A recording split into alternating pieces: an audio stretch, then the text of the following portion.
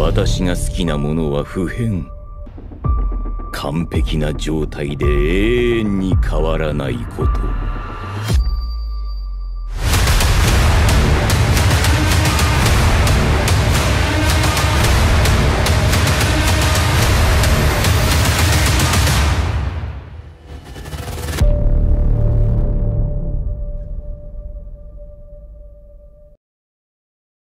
お姉ちゃんが来た。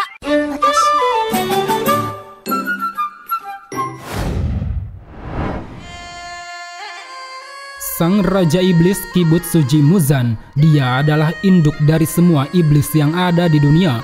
Pribadinya yang kejam, dingin, dan selalu memancarkan aura kejahatan membuatnya sangat ditakuti oleh siapapun.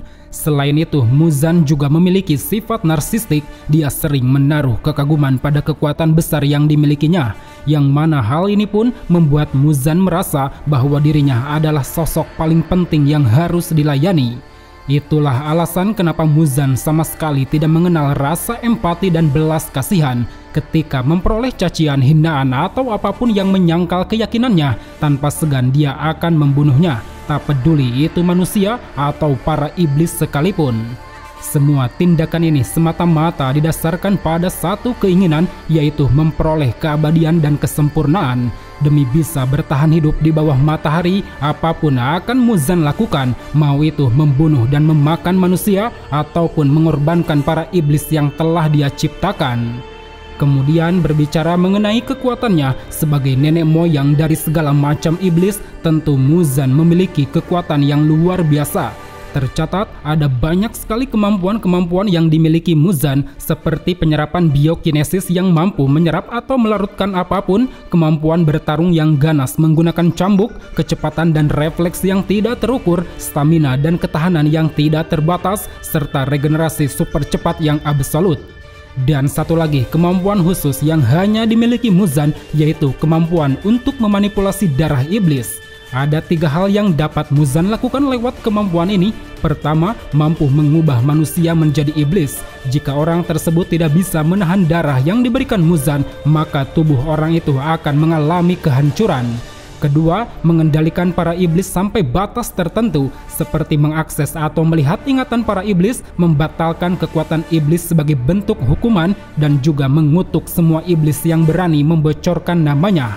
Lalu yang ketiga, Muzan mampu membaca pikiran para iblis. Di sana dia bisa berkomunikasi, mengirim pesan, atau menemukan lokasi di mana semua iblis berada.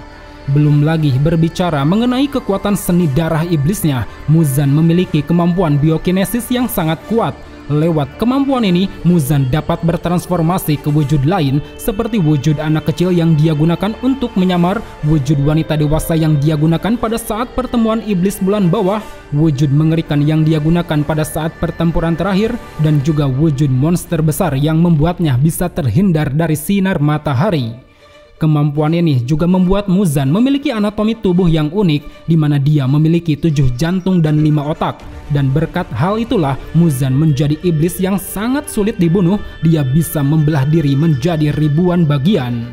Oleh karena itu, dengan besarnya kekuatan ini, tidak heran jika Muzan begitu ditakuti dan diwaspadai oleh para pemburu iblis. Ambisinya terhadap keabadian, kekejamannya terhadap manusia, dan kebengisannya terhadap para iblis telah menjadikan Muzan dianggap sebagai sosok yang harus dilenyapkan.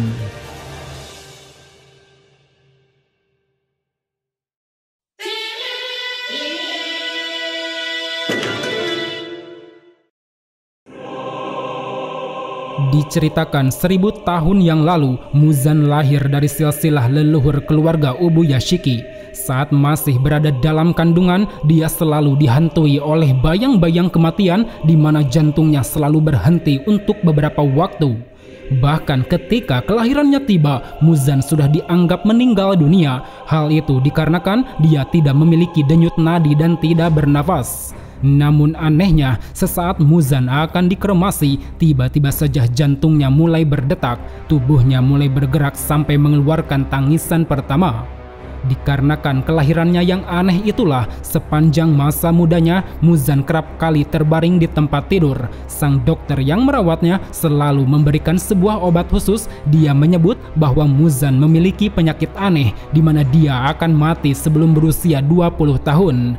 Kesal dengan upaya pengobatan yang tak kunjung membuahkan hasil, pada suatu hari Muzan lalu membunuh sang dokter.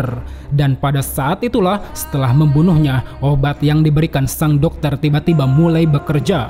Muzan seolah merasa jika saat ini dirinya memiliki kekuatan untuk bisa terus hidup selama mungkin.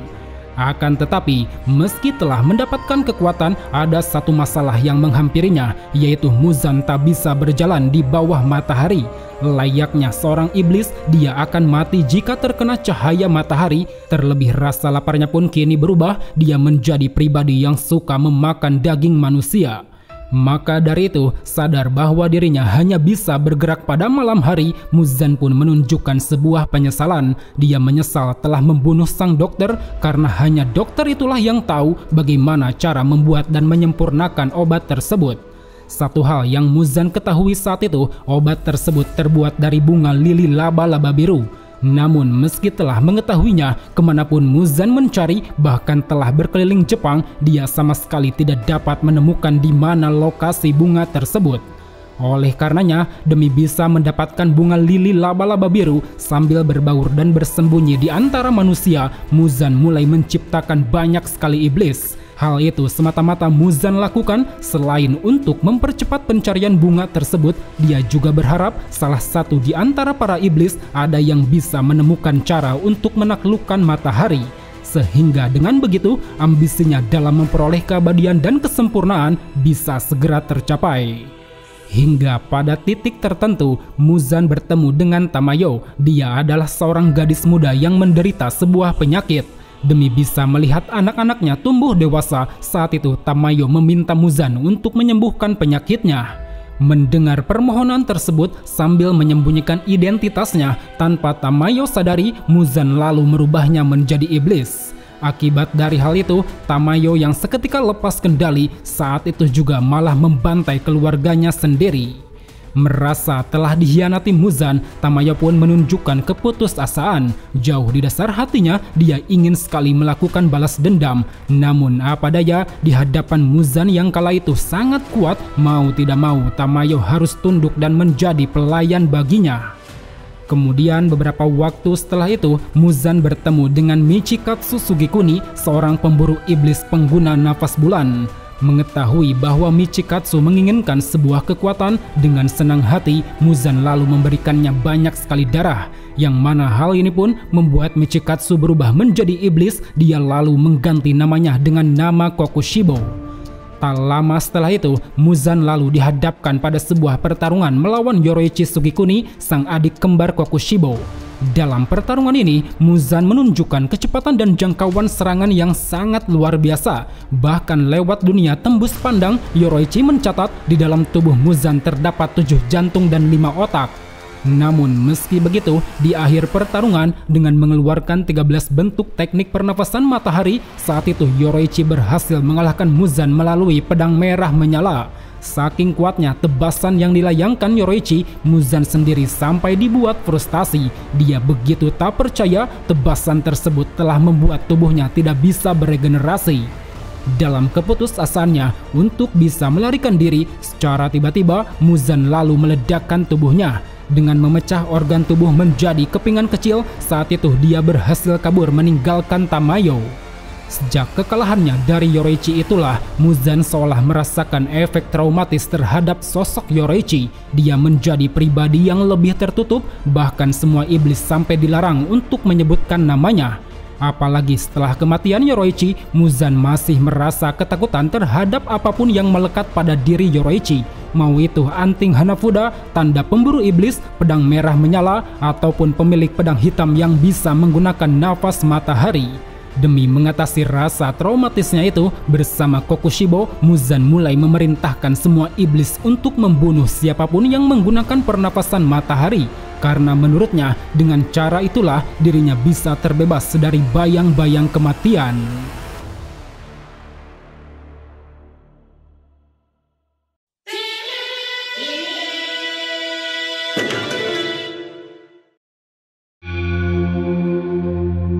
Di tengah kegundahannya dalam mengatasi efek traumatis, saat itu Muzan berpikir ingin mengumpulkan orang-orang kuat seperti Kokushibo untuk diubah menjadi iblis, yang mana nantinya para iblis kuat tersebut akan dikenal sebagai 12 iblis bulan, 6 untuk iblis bulan bawah dan 6 untuk iblis bulan atas. Semua itu Muzan lakukan didasarkan atas 3 hal, yaitu untuk mempercepat pencarian bunga lili laba-laba biru, untuk membunuh para Hashira yang selalu menghadangnya, dan juga untuk membuatnya bisa terbebas dari rasa takut akan kematian.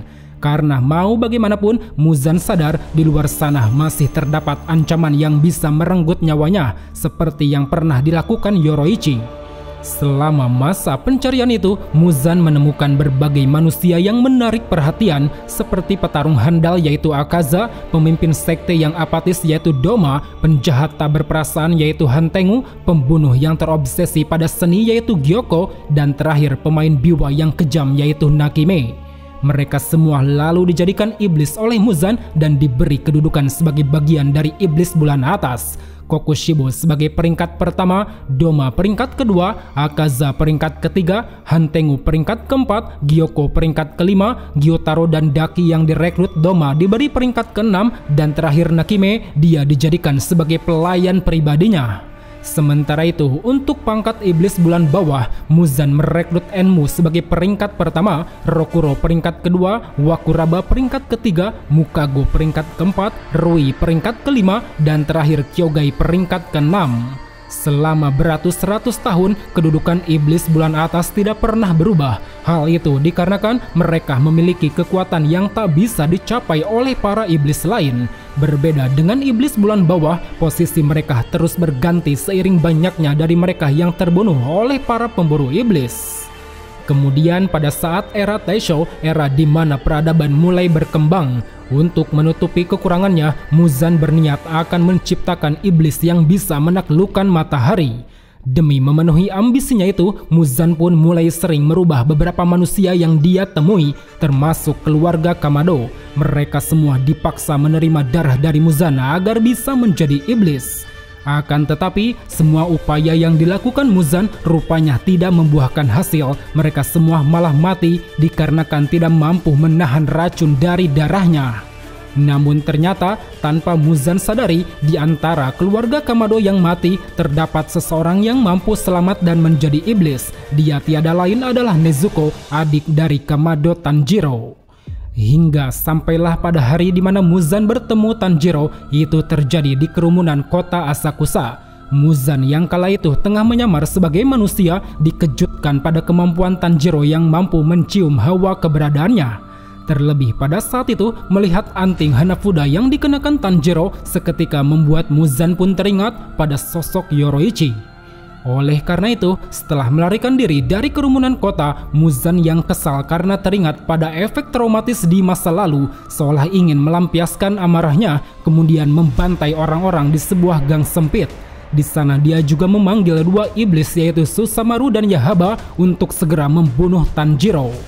Akan tetapi, kedua iblis yang dikirimkan Muzan tersebut malah tewas terbunuh Tanjiro. Bahkan tak lama setelah itu, ada banyak sekali iblis termasuk iblis bulan bawah peringkat 5 yaitu Rui Ayaki juga berhasil dibunuh Tanjiro dan para pemburu iblis lain. Banyaknya para iblis yang telah ditumbangkan tentu membuat Muzan pun begitu murka. Dia sangat muak pada kinerja iblis bulan bawah yang dinilai sangat lemah. Maka dari itu, dalam pertemuan para iblis bulan bawah, Muzan lalu membunuh mereka semua dengan sangat brutal. Saat itu hanya ada satu orang yang diberikan kesempatan, dia adalah Enmu. Muzan memberikannya banyak sekali darah, berharap Enmu bisa membunuh para pilar dan juga Tanjiro. Namun sayangnya, apa yang diharapkan Muzan kembali sia-sia. Enmu pada akhirnya bernasib sama seperti iblis sebelumnya, di mana dia mati di tangan Tanjiro dan kawan-kawan. Kenyataan ini lantas membuat Muzan menjadi tambah geram. Bahkan kemurkaan yang dia rasakan berimbas pada Akaza yang kala itu memberikan laporan. Muzan menilai meski Akaza berhasil membunuh Rengoku, tapi dirinya tetap muak karena Tanjiro dan yang lain dibiarkan lolos. Apalagi saat ini Akaza juga masih belum menemukan informasi lebih lanjut terkait bunga lili laba-laba biru. Hingga akhirnya setelah kematian Gyotaro dan Daki, Muzan lalu mengadakan pertemuan para iblis bulan atas. Di sana Muzan menunjukkan kekesalannya terhadap kinerja para iblis. Di samping tidak dapat menemukan bunga lili laba-laba biru, mereka juga banyak mati dibunuh pasukan pemburu iblis. Karena itulah, dalam pertemuan ini, Muzan menyuruh Hantengo dan Gyoko untuk menghancurkan desa penempa pedang. Hal itu dimaksudkan agar bisa melemahkan kekuatan tempur para pemburu iblis. Secara Muzan sendiri menyadari betul, tanpa adanya pedang Nichirin, pemburu iblis tidak dapat berbuat banyak. Sehingga dengan begitu, dirinya atau para iblis bisa memusnahkan mereka termasuk pemimpinnya Kagaya Ubuyashiki. Akan tetapi, lagi-lagi upaya tersebut kembali gagal. Hantengo dan Gyoko nyatanya berhasil dikalahkan Tanjiro bersama Tokito. Namun terlepas dari kegagalannya ini, Muzan mendapat sebuah informasi yang sangat berharga. Itu adalah fakta di mana seorang iblis bernama Nezuko telah berhasil menaklukkan sinar matahari. Mengetahui hal itu, demi segera memperoleh keabadian dan kesempurnaan, Muzan pun lalu mengubah prioritasnya. Dari yang awalnya mencari bunga lili laba-laba biru, sekarang berbalik menjadi merebut Nezuko dari tangan para pemburu iblis.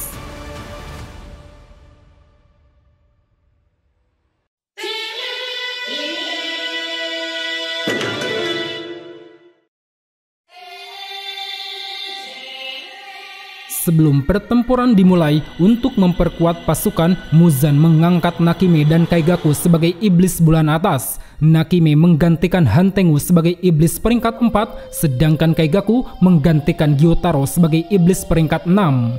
Dalam masa persiapan ini, lewat kemampuannya yang bisa mengintai, saat itu Nakime memberitahu Muzan bahwa di dalam markas para pemburu iblis saat ini hanya terdapat Kagaya Ubuyashiki. Seolah ingin memanfaatkan keadaan tersebut, pada malam hari Muzan pun langsung mendatangi markas pemburu iblis. Di sana dia lalu bertemu dengan Ubuyashiki yang tengah terbaring sakit ditemani istrinya. Sesaat Muzan menghampiri Ubuyashiki, terjadi percakapan singkat di antara mereka berdua, yang mana terungkap bahwa ternyata Ubuyashiki dan Muzan memiliki silsilah garis keturunan yang sama. Seakan ingin menasihati Muzan yang begitu terobsesi pada keabadian, Ubuyashiki lalu menyampaikan bahwa keabadian bukanlah terdapat pada tubuh fisik seseorang, melainkan itu terdapat pada pikiran manusia. Jika seseorang mati, tubuhnya akan musnah saat itu juga. Berbeda dengan pikiran manusia, meski mereka mati, tapi pikiran manusia akan terus ada sampai kapanpun. Mendengar pernyataan tersebut, merasa muak atas apa yang dilontarkan Ubuyashiki, Muzan pun kini bersiap untuk membunuhnya. Akan tetapi, sesaat Muzan hendak melancarkan serangan, secara mengejutkan Ubuyashiki meledakkan diri bersama istri dan anaknya, yang mana hal ini pun membuat Muzan seketika terbakar dan mendapat luka sangat parah.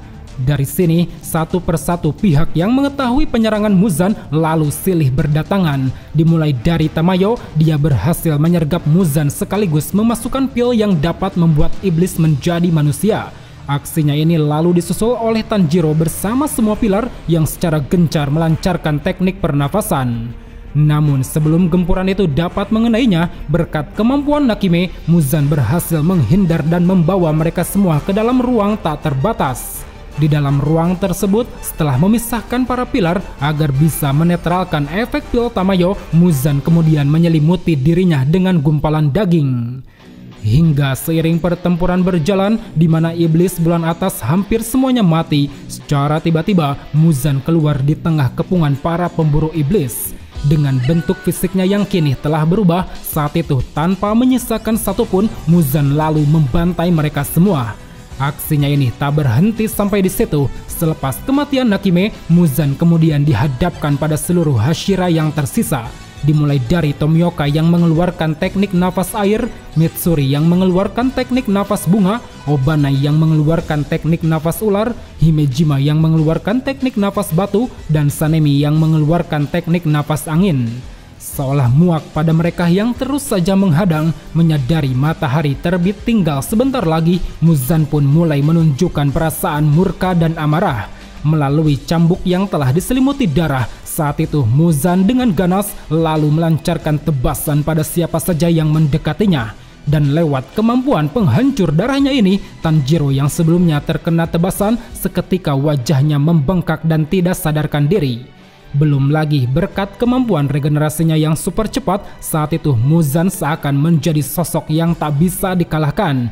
Mau berapa kali dirinya ditebas, dipenggal atau dibakar sekalipun, tubuhnya kembali utuh seperti semula. Hingga di saat semua Hashira tak mampu bertarung lagi, tiba-tiba muncul seekor kucing. Kucing ini adalah peliharaan Tamayo yang saat itu memberikan obat penguat bagi para Hashira. Alhasil berkat adanya itu, para Hashira pun kini kembali pulih. Mereka mendapatkan kekuatan yang signifikan, mau itu dari kecepatan ataupun serangan. Bahkan Muzan sendiri sampai dibuat tak berkutik, dia beberapa kali menerima serangan yang cukup mengejutkan. Seperti halnya tebasan Nichirin merah terang dari para Hashira, kemunculan Kanao, Inosuke, dan Zenitsu yang menghadang, sampai rentetan serangan yang dilancarkan oleh semua pemburu iblis. Akan tetapi, meski begitu, dengan besarnya kekuatan yang dimiliki Muzan, serangan-serangan tersebut sama sekali tidak dapat membunuhnya. Bahkan pada akhirnya, melalui cambuk darah yang menyerang ke segala arah, semua pemburu iblis termasuk Hashira saat itu berhasil dia tumbangkan. Seakan pertempuran ini belum usai, tanpa disangka-sangka di hadapannya kini telah muncul Tanjiro. Dia berhasil pulih dari pingsan berkat efek obat Tamayo yang dia terima. Dari sini, duel sengit di antara Muzan dan Tanjiro pun terjadi. Muzan dengan kemampuan cambuk darah dan regenerasi yang super cepat, sedangkan Tanjiro dengan kemampuan teknik nafas matahari yang coba dia sempurnakan. Dalam pertarungan ini, Muzan tampak begitu kesulitan. Bagaimana tidak, selain mendapat rentetan serangan dari Tanjiro, dia juga dibuat frustasi dengan efek pil Tamayo yang mulai bekerja. Yang mana ternyata pil tersebut memiliki 4 efek, yaitu mengubah iblis menjadi manusia, mempercepat penuaan, membuatnya menjadi lemah, dan juga menghancurkan sel-sel di dalam tubuhnya. Akibat dari hal itu, pergerakan Muzan pun kini semakin melambat. Bahkan setelah para Hashira kembali bangkit, Muzan berhasil dipojokkan oleh Tanjiro bersama yang lain. Menyadari matahari akan segera terbit, untuk bisa melindungi diri, Muzan kemudian melapisi tubuhnya dengan daging berwujud monster besar. Para pemburu iblis yang melihatnya tentu tidak ingin membiarkan Muzan lolos begitu saja. Dengan sisa-sisa tenaga, mereka semua bertubi-tubi melancarkan serangan demi bisa menahan Muzan. Hingga pada akhirnya, dikarenakan tidak mampu menahan sinar matahari lebih lama, gumpalan daging tersebut perlahan mulai melebur. Yang mana hal ini pun menjadi pertanda bahwa sang Raja Iblis Kibutsuji Muzan telah berhasil dimusnahkan. Menjelang kematiannya, Muzan mulai menyadari jika pendapat Ubuyashiki mengenai keabadian memang benar adanya. Mau sesempurna apapun makhluk hidup, pada akhirnya akan hancur begitu kematian tiba. Berbeda dengan perasaan tidak akan pernah hilang. Bahkan ketika orang itu mati, perasaan akan terus ada dan terus diwariskan. Maka dari itu, seolah ingin mewariskan perasaannya sendiri, di tengah tubuhnya mulai menghilang, Muzan memutuskan untuk memberi semua darah dan kekuatannya pada Tanjiro. Di sana Muzan berharap dengan memberikan Tanjiro kekuatan, maka ambisi untuk menciptakan makhluk paling sempurna akan bisa terwujud. Sungguh sebuah kematian yang sangat ironi di saat Muzan percaya pada pandangan Ubuyashiki. Di akhir hayatnya dia masih terlena dengan keabadian dan kesempurnaan. Mungkin sosoknya ini bisa kita gambarkan sebagai seorang pengecut. Ketika ambisinya memperoleh jalan yang buntu, dia malah melemparkan ambisinya pada orang lain. Karena itulah tidak heran semasa hidupnya Muzan seringkali mengorbankan banyak hal demi kepentingannya sendiri. Tak peduli berapa banyak manusia yang dia bunuh, tak peduli berapa lama dia mencari bunga lili laba-laba biru, tak peduli berapa banyak para iblis yang dia korbankan, yang terpenting baginya yaitu jalan untuk memperoleh kesempurnaan. Satu-satunya yang kusuka adalah keabadian. Jika sesuatu tidak berubah untuk selamanya, maka itulah yang disebut kesempurnaan. Sang Raja Iblis Kibutsuji Muzan.